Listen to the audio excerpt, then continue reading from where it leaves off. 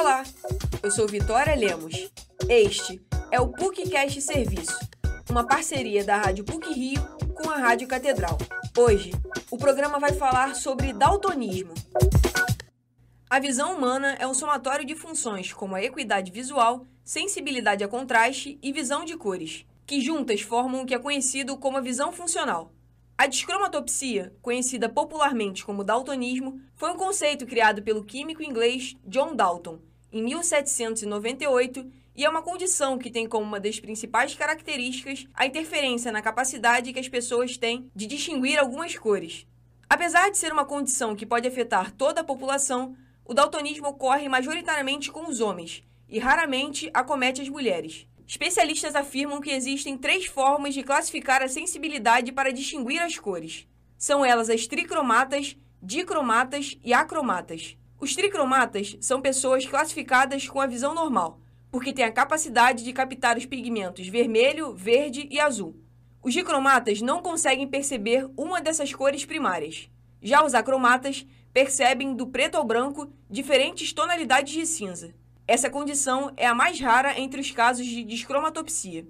O membro da Sociedade Brasileira de Oftalmologia e especialista na área, Dr. Helder Alves, afirma que a descromatopsia pode acontecer por causas congênitas, em que a pessoa nasce daltônica, ou por causa adquirida, ou seja, gerada a partir de algumas doenças. Existe o congênito. Geralmente, quando é congênito, a descromatopsia congênita, ela é mais para vermelho e verde.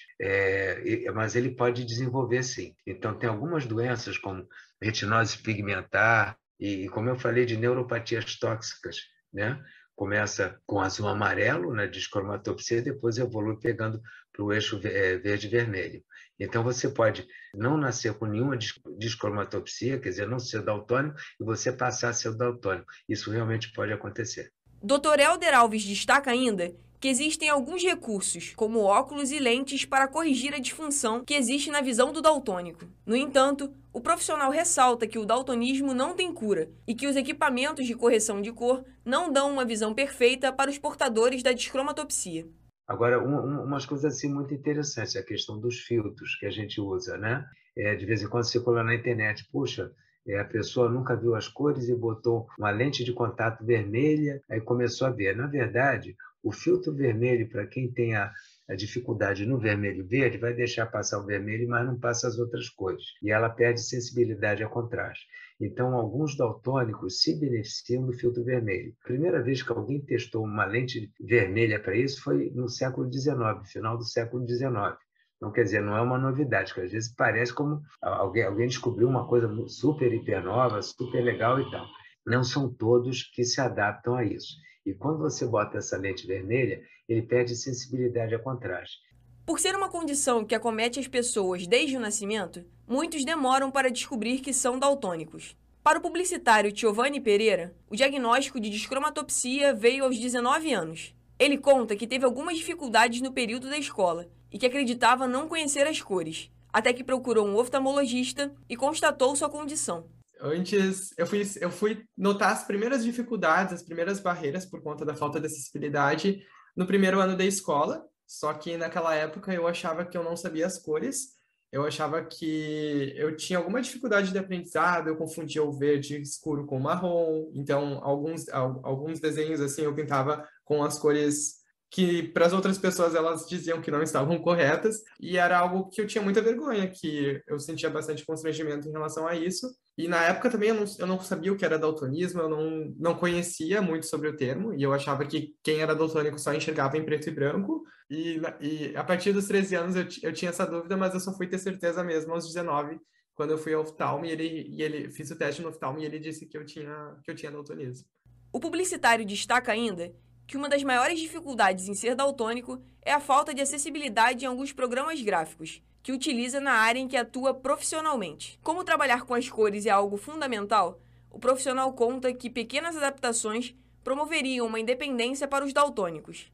Além do ambiente da publicidade e do design, Giovanni Pereira encontra algumas barreiras em outras áreas, como no momento da compra de produtos. Alguns aplicativos também, alguns sites, às vezes utilizam bastante as cores, assim, principalmente, às vezes, e-commerces. Aperte no botão verde, aperte no botão vermelho. aperte no botão amarelo. Então, acaba sendo muito complicado. Até às vezes, quando você vai escolher, você quer comprar roupas online e daí tem um modelo daquela roupa e depois outras opções com várias cores. Às vezes não diz o nome daquelas opções, então você tá só a cor pela cor. Você passa o mouse e nem sempre o mouse diz, é um amarelo, é um verde. Então, às vezes, pode acontecer de você querer comprar uma roupa de uma cor e ela vir de outra cor, no caso. De ser uma cor que você não imagina.